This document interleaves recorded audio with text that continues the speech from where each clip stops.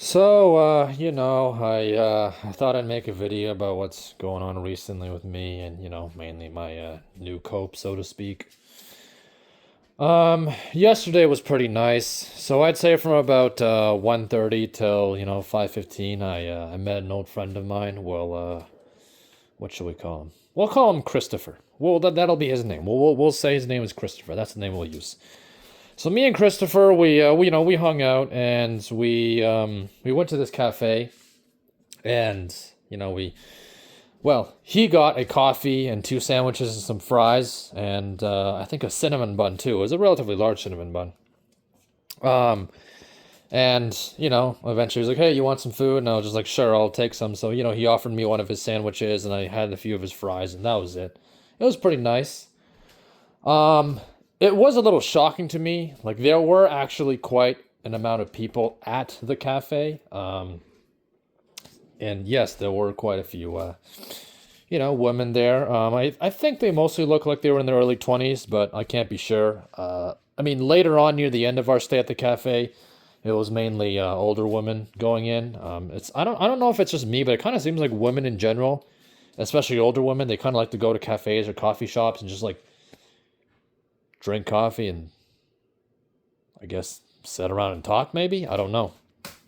I'm not sure. I guess it's kind of like those like it's like those like old Victorian like tea parties where all the high and rich people, again, a lot of times in media it is depicted as women, right? I'm not trying to be sexist here. That's just what I've seen, right? Men did it too, obviously. The high class ones where they just like whip out like the tea and crumpets and start like gossiping or talking about the latest events or hey, did you know that this or kind of like that. I mean, guys kind of do the same thing at pubs and bars, right? Like women, it's like more like coffee, tea kind of thing, and then guys, it's more like beer, whiskey, that kind of thing. Although nowadays, at least with like Gen Z, which is my generation, it pretty much seems to be like just go to the bar, go to the pub, go to the club, and that's where everybody gathers to exchange information and yap. Or some kind of like athletic event, like hey, join us, we're running through these trails, and that's how we get together for social meetups and stuff. Like I don't know, that's just what I've noticed. The other thing you do notice is like that one meme where you have like a Victoria's Secret model and then you have like the average like cashier or waitress and the average cashier or waitress is way more attractive than the Victoria's Secret model. I think it's because we can recognize that these models like they are highly curated and like half the time they just have all this makeup on. There's like they're wearing this specific outfit, they're walking like a certain way. Like I think what happened is that our brains can recognize that it's pretty much fake and artificial and just like heavily propped up. It's like, yeah, she's a model. Yeah, she looks good. But this is clearly like a very carefully crafted image to make her look better than she actually does. But at the same time, to a lot of our brains, that just reads as okay, you're trying too hard. Like if you take a model, and you just put her in like a hoodie and sweatpants, you'd be like, hey, you're really pretty, right? And then you put her on the stage and make her do the whole catwalk thing and like I don't know some fancy coat. It's just like okay, come on, like we don't need to do this. You know what I mean? And the servers there, they seem rather pretty. They seem like the kind of girls who would probably be like at a university campus. I don't know. They just like had that kind of vibe, kind of appearance to them.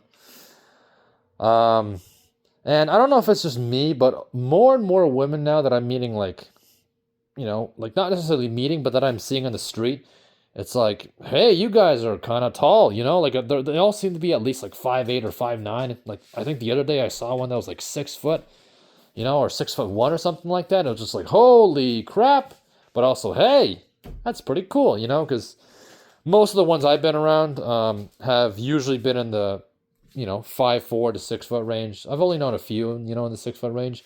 And now that I'm seeing more of them that are kind of around my height or like taller, it's just like, oh, that's interesting, because before it was a relatively limited like pool, and then now it's like, oh, there's actually a world out there. It's kind of like how I'm seeing a lot more like jock, athletic type guys, a lot more Chad, so to speak, when before there was, it was like, oh yeah, it's just the guys on the volleyball team. But anyways, I'm getting off track. Hopefully YouTube does not strike me for talking about people in this way. These are just my observations, okay? Relax.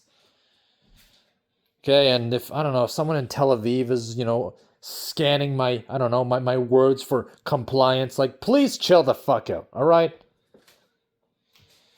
Anyways, I mean, if this video does get struck, you know where to go. The channel is called Possum of Pain. So if you want to hear me keep making videos, subscribe to Possum of Pain. Capital P for the possum, and then capital P for pain. And it's literally spelled Possum of Pain, and there's spaces. Anyways, I'm going to keep going now. So yeah, we were in the cafe. We sat around and talked a bit, the whole digital surveillance state that seems to be coming on, and the whole thing with the crises all around the world, and you know how it's like, hey, like these governments kind of don't really care about us, that sort of thing, And then what did we do after? I think after that, after the cafe, we drove to his house, and we chilled around in there. I saw his room again. I've seen it once before, but I mean, it's a pretty nice room, It's got like maps of the world and some pictures of this anime web series that he likes from it was like a Comic-Con like a few years back, and he's got like a nice little shelf and some drawers and a closet and table like with a real PC, the whole like monitor and like the actual PC itself, which is like it was like these red like flashing lights, like those fancy PCs that you see like the gaming channels have, especially like a lot of gaming YouTubers, like the big clunky ones. I mean, he even had like a whole like microphone setup. Like for some reason, I was just like, "What the hell? Like, are you gonna stream on Twitch or something? Like what is this for?" I'd imagine he probably used to use that for like gaming with friends, but he doesn't really do that shit anymore. It seems. I mean, he's got a lot of other cool stuff. Like he has like I think what is it? It's like a kukri from I think it's like New Zealand or something. It's either a kukri from New Zealand or no shit, it's not from New Zealand. It's one of those. I think it's called a kukri. It's one of those like curved blade thingies that the Nepalese use. Like where the Gurkhas come from, those guys. And he also has I think it was a World War II era German bayonet. Like I remember looking at the bayonet and there was like a groove like in the handle where you slot it on to the rifle to use. Obviously both were dull. They were not sharpened. I mean, he could easily sharpen them if he wanted to, but they were not. So that was pretty cool. He had like half a moose jaw too. That was awesome. I think it was on like vacation, like up north somewhere, and then he found it, and then they bleached it, and now it's in his room. So yeah, pretty cool stuff. And then after that, we kind of talked a little bit more about life and, just philosophy, and, like ancient history, archaeology, that sort of thing. And, also about writing, right? Because, I mean, I try to write my book, even though it's hard and I easily get distracted, and it's pretty much just like one of those dreams you have where you're like, it's on and off. You're like, one day you're like, oh, I'm going to work in this. I'm going to be so successful. And then most days you're just like, who's going to read this? Who's going to care? I'm not the lucky kind. I'm not a Justin Bieber. This is just going in the garbage.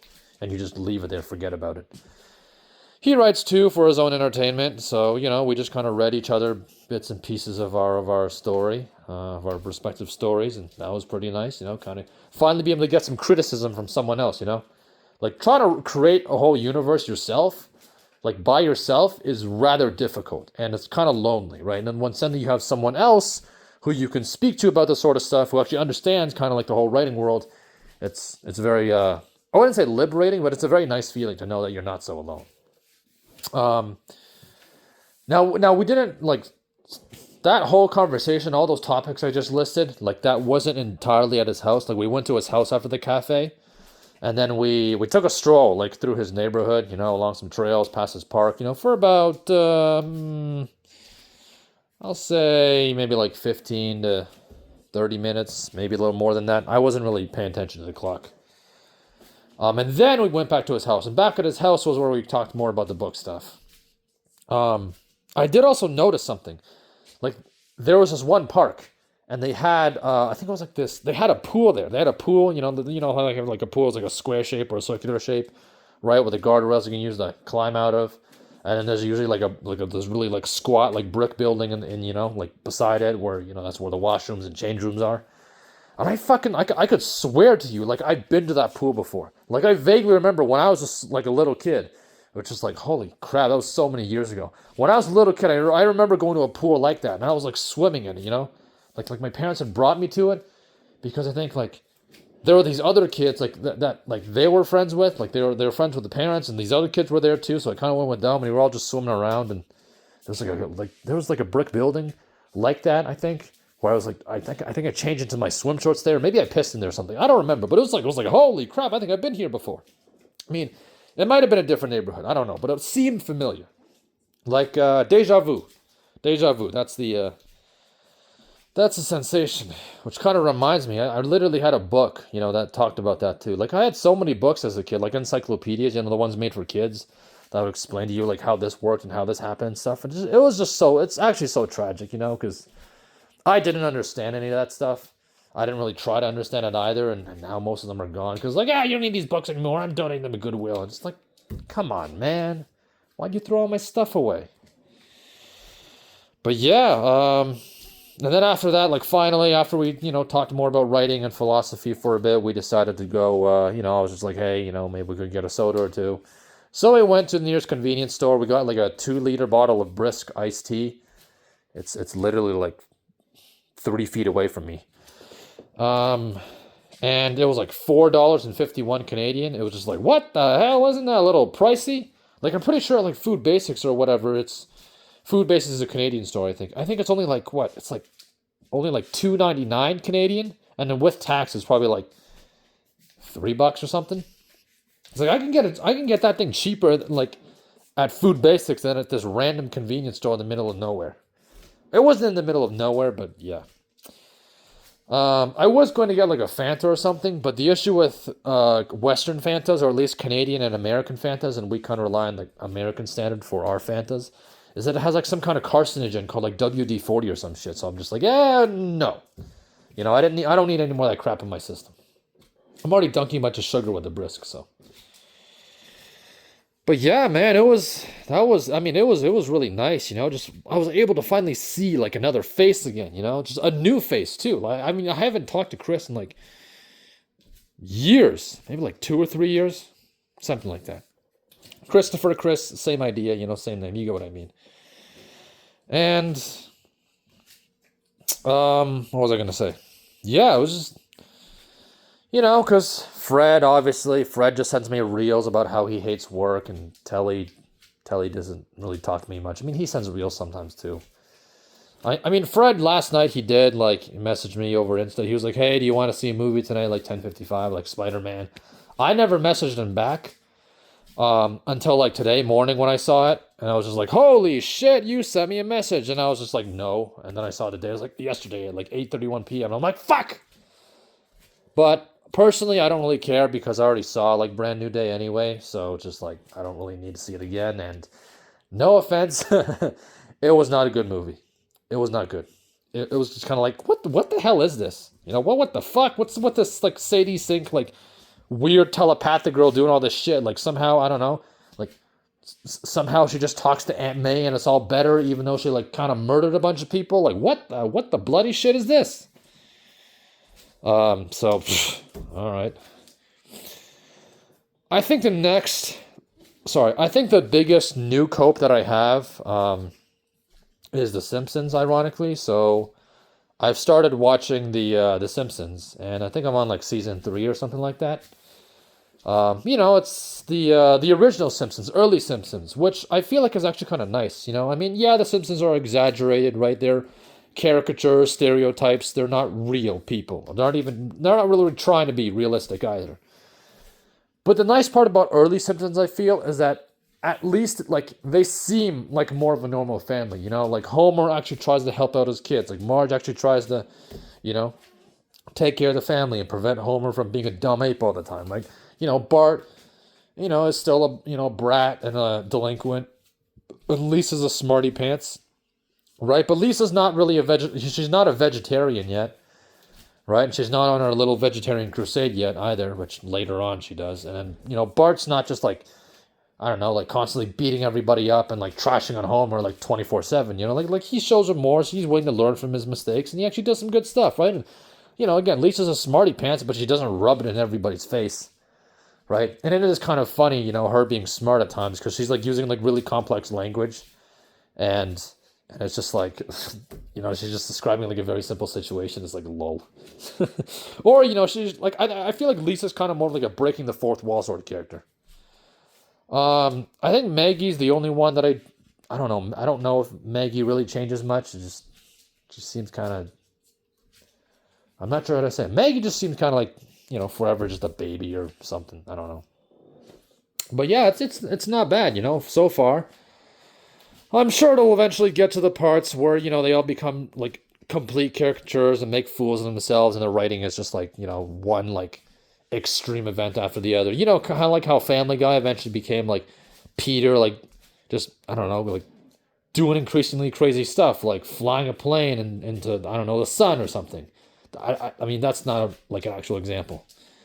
Or like Meg just constantly getting beat up and like I don't know trashed on and humiliated because I don't know everybody hates Meg somehow. Bloody bloody blood. Eventually Lois, whatever her name is, eventually becomes like just some like a she becomes a lunatic and she basically has no like qualities of a mom at all. Kind of like that. I mean, I'm sure eventually the Simpsons will become like that. It's on like season 37. I have no fucking idea how they've been running the damn show that long. It's just like, give it a rest, bud. Who even watches this shit? But, yeah. We'll see. I mean, I guess maybe I'll see all 37 seasons, however long that will take, which might be another, I don't know, 2 months. Or 3. I'm not sure. But yeah, it's so far it's not terrible, I saw a friend recently. I found a new cope, but obviously, life is gonna start catching up to me, right? And eventually, I'm gonna have to start full-time work soon. I've got some more interviews lined up, and just waiting on some of them, obviously, and I'll just be a worker bee, the drone who goes to work and comes home and doesn't want to do anything anymore. And I was talking about this with Christopher yesterday too.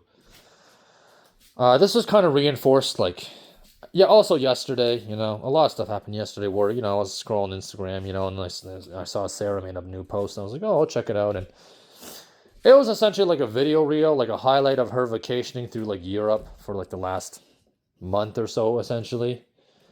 And the caption was obviously, oh, best summer ever. Just like, yeah, of course, best summer ever. Which kind of like, for me, that didn't really make much sense because like you've been to Europe like every year with like somebody else. I don't really see how this year is different than like the last 3 years. I mean, I don't know because she went with like her boyfriend or something. So maybe that's why it's great. I don't know. I just don't get it. It's like you've been doing the same shit like for like 1,000 like years already. You've been doing the same shit for like a fucking century. I don't see how it's any better than I don't know the last time, but okay. Some of those sites were, I admit, they were pretty nice, like the mountains of France or, the lakes of Norway and stuff. And just like, yeah, that's pretty picturesque.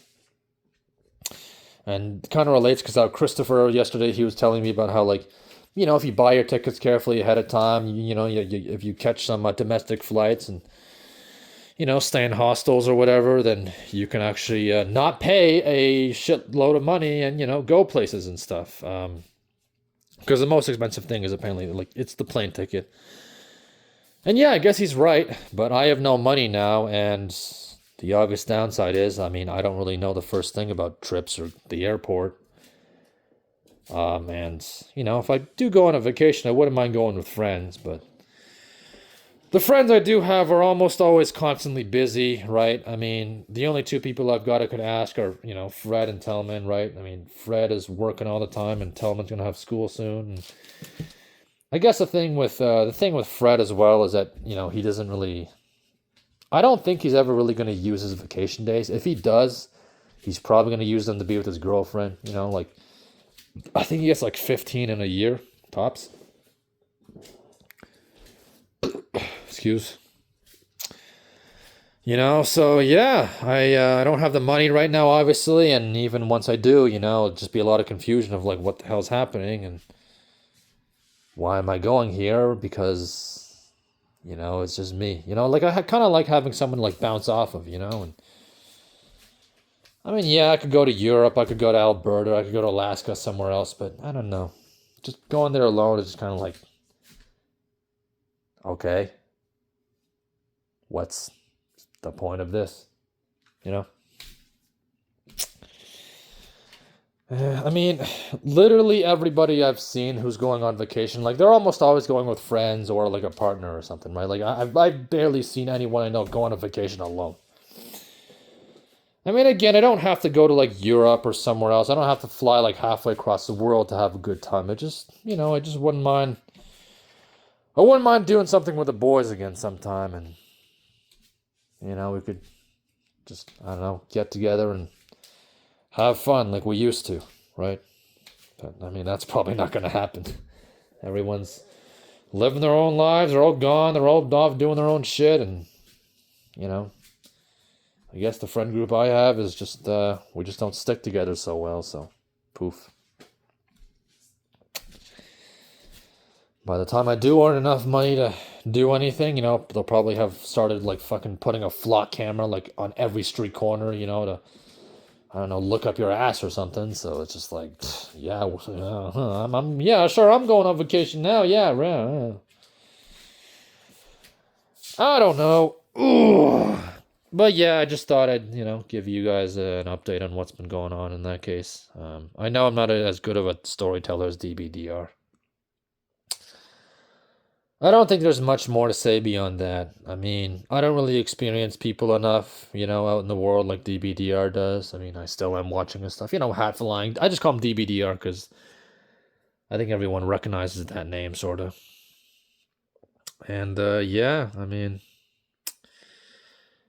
I think what is eventually going to happen is that, of course, the whole surveillance state system will be set up. The whole war with Iran thing will likely escalate in time, and they'll use it to justify, like, hey, we need more security measures and all that. And I mean, if you're American, literally next year they're gonna have cars with cameras inside them that monitor you to determine if you can drive or not. Like your own car, right? Using a computer. So essentially, ChatGPT is going to be in your car, and ChatGPT will decide, can Jimmy drive? Or can he not drive? And it could be some really stupid reason. Like, Jimmy looks sad. No, you can't drive. It's like, I gotta go to work. It's like, nope, no work for you. You can't drive. You're too sad. And you could just be mildly like, you could be put off because, I don't know, like, let's say like, your favorite sports team, they got trashed in the football match, right?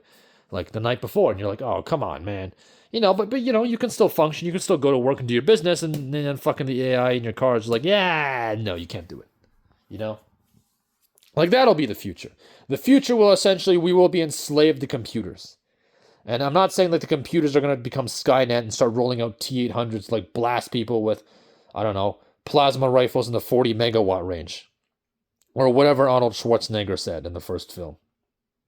It's more like a bunch of greedy old mummies who are going to be using the machines to, make us their bitch and reintroduce feudalism because we let them get rich and powerful and they think they're gods because they have been untouched for too long. I mean, these are literally the same people who work with Epstein. Not all of them, but enough of them. So if they can get away with that, what the hell else do you think that they can't get away with? Or what can't they get away with, So there's that to look forward to. And in the meantime, I'll just be drinking nice tea and watching The Simpsons, and that'll be my way of resisting. I'm just kidding, it won't be, but yeah. Yeah, I know, I'm not as entertaining a storyteller. My life is pretty boring, but, these are my thoughts, and here they are, and... can't believe it's been 24 minutes I've been yapping. I mean, August is going to be over soon. Literally outside, it's already getting cold as hell now. I mean, it's rained recently, but... you can already feel the fall in the air, and I think because of the whole El Nino thing, I think this fall will be colder, and I think Fred ironically predicted this, or he said this, he made a little theory about it. As I think this year, the winter of 2026 to 2027 is probably going to be really bad. Like, brutal, so that should be fun. Anyways, I've flapped my list for too long. I'll probably get like 30 views on this in a day anyway, so... yeah. See ya.